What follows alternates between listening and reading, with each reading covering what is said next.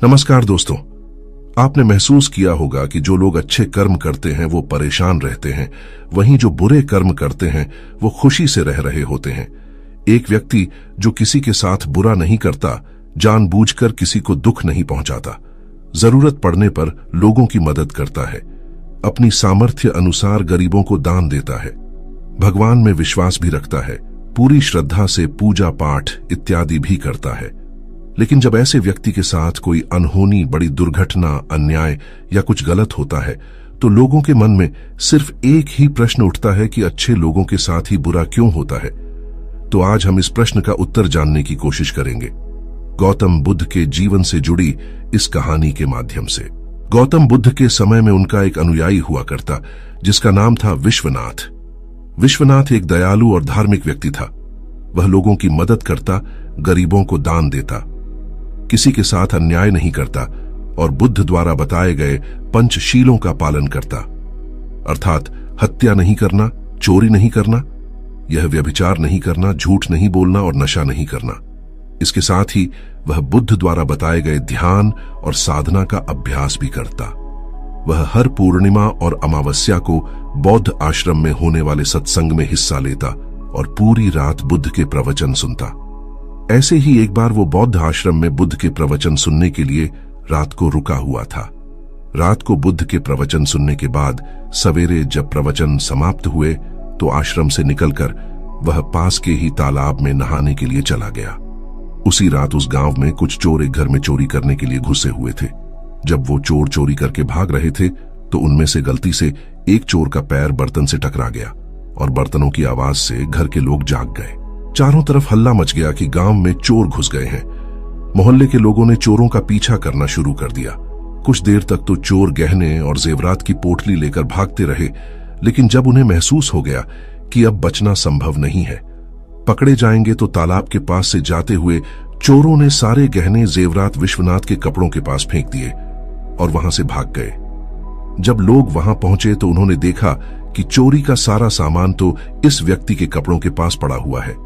सभी लोगों ने विश्वनाथ को ही चोर समझ लिया और तालाब से बाहर निकालकर उसे मारना शुरू कर दिया। वह कहता रहा कि मैं चोर नहीं हूं, मैं तो रात भर प्रवचन सुनकर आया हूं और यहां सिर्फ स्नान कर रहा था। मुझे नहीं पता यह चोरी का सामान यहां कैसे आ गया। लेकिन भीड़ ने उसकी एक न सुनी और यह कहते हुए और मारने लगे कि अच्छा, चोरी करने के बाद अब नाटक कर रहा है कि मैं अच्छा आदमी हूं, प्रवचन सुनकर आ रहा हूं। गुस्साई भीड़ ने उसे इतनी बेरहमी से पीटा कि उसकी मौत हो गई और उस मृत विश्वनाथ के शरीर को वहीं छोड़कर लोग अपने अपने घर चले गए। सुबह जब आश्रम से कुछ बौद्ध शिष्य तालाब में पानी लेने के लिए आए तो उन्होंने विश्वनाथ के मृत शरीर को तालाब के पास पड़ा देखा। लोगों से पूछने पर पता चला कि चोरी के आरोप में लोगों ने विश्वनाथ को पीट पीट कर मार दिया। ये जानकर शिष्य बहुत हैरान के साथ साथ बहुत अधिक दुखी भी हो गए। शिष्यों ने बुद्ध के पास जाकर यह दुखद खबर सुनाई कि बेचारे उपासक विश्वनाथ को लोगों ने पीट पीट कर मार दिया। उसे उस गलती की सजा मिली जो उसने की भी नहीं थी। बुद्ध शिष्यों के द्वारा की जा रही अलग अलग बातों को बस ध्यानपूर्वक सुन रहे थे। तभी उनमें से एक शिष्य ने बुद्ध से पूछ लिया, बुद्ध, यह बात तो आप भी जानते हैं कि विश्वनाथ कितना अच्छा इंसान था। उसने कभी किसी के साथ कुछ गलत नहीं किया, फिर उसके साथ इतना गलत क्यों हुआ? बुद्ध ने कहा, विश्वनाथ इस जन्म में तो अच्छा था, लेकिन आज जो भी उसके साथ हुआ यह उसी के कर्मों का फल है जो उसने पूर्व जन्म में किए थे। अपने पिछले जन्म में विश्वनाथ वाराणसी के राजा के यहाँ एक राज अधिकारी था। वाराणसी के पास एक बड़ा सा व्यावसायिक गांव था जहां लोग व्यापार करने के लिए आते थे। वहां पर पहुंचने के लिए एक जंगल को पार करना पड़ता था, लेकिन उस जंगल में कुछ लुटेरे रहते थे जो कि वहां से गुजरने वाले राहगीरों और छोटे व्यापारियों के सामानों को लूट लिया करते थे। व्यापारियों ने इकट्ठे होकर वाराणसी के राजा से अपनी सुरक्षा की गुहार लगाई तो राजा ने अपने उस राज अधिकारी को कुछ सैनिकों के साथ व्यापारियों से कुछ धन लेकर उन्हें जंगल पार कराने के काम पर नियुक्त कर दिया। राज अधिकारी विश्वनाथ भी अपने काम को पूरी ईमानदारी से कर रहा था। वह लोगों से कुछ धन लेता और अपने सैनिक भेजकर उन्हें सुरक्षित जंगल पार करवा देता। लेकिन एक शाम पति पत्नी का एक जोड़ा अपनी छोटी सी बैलगाड़ी में बैठकर राज अधिकारी के पास आता है और धन के बदले उन्हें सुरक्षित जंगल पार करवाने के लिए कहता है।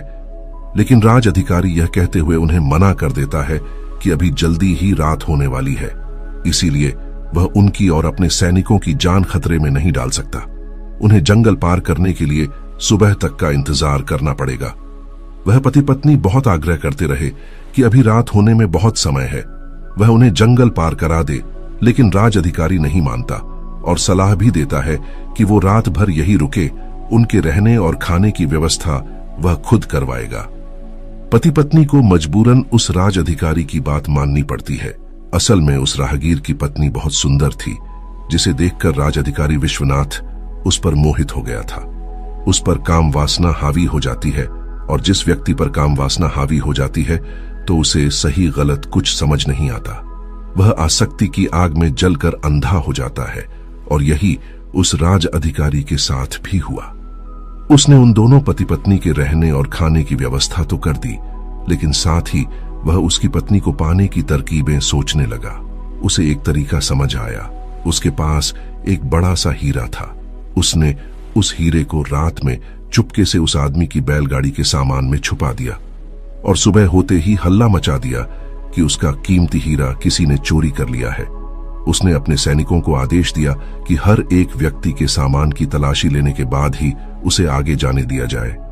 सैनिकों ने तलाशी ली तो योजना के अनुसार हीरा उस पति पत्नी की बैलगाड़ी के सामान में छुपा मिला।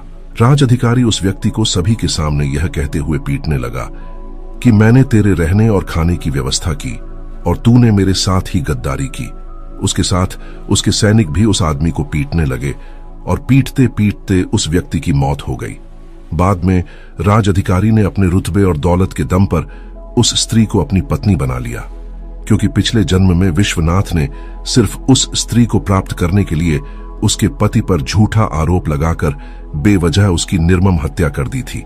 इसीलिए पिछले जन्म में ही उसकी मृत्यु के पश्चात उसे नर्क प्राप्त होता है, और नर्क में बहुत दुख भोगने के बाद उसे इंसानी जीवन मिलता है।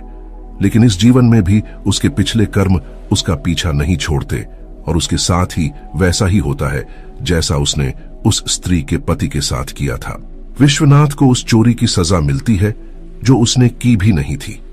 उसने इस जन्म में तो अच्छे कर्म किए थे, लेकिन उसके पिछले जन्म के बुरे कर्मों की वजह से आज उसकी यह दुर्गति हुई है। बुद्ध ने आगे कहा, तो फिर भिक्षुओं, अगर इस जन्म में किसी अच्छे व्यक्ति के साथ बुरा होता है तो उसके पुराने जन्मों के पाप ही होते हैं, जिनका फल उसे इस जन्म में भुगतना पड़ रहा है।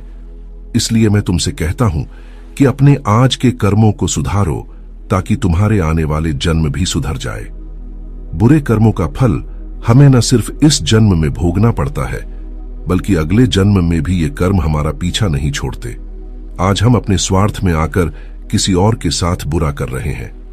लालच और ईर्ष्या में कई बुरे काम करते हैं, लेकिन इस बात को भूल जाते हैं उनके कर्मों को उन्हें न सिर्फ इस जन्म में भुगतना है, बल्कि अगले जन्म में भी भुगतना पड़ेगा। इसलिए हमेशा हमें अच्छे कर्म करना चाहिए, जिससे हम और हमारा परिवार सुखी रहे। और आज हमारे साथ कुछ बुरा हो रहा है तो वे हमारे पिछले जन्म की ही बुरे कर्म है, जिन्हें पूरा करने के लिए फिर से हमें ये जीवन मिला है। इस जन्म में हम अच्छे कर्म करके इस जन्म को ही नहीं, बल्कि अपने आगे लेने वाले और जन्मों को भी सुधार सकते हैं। वीडियो अच्छी लगी हो तो एक लाइक जरूर करना। धन्यवाद।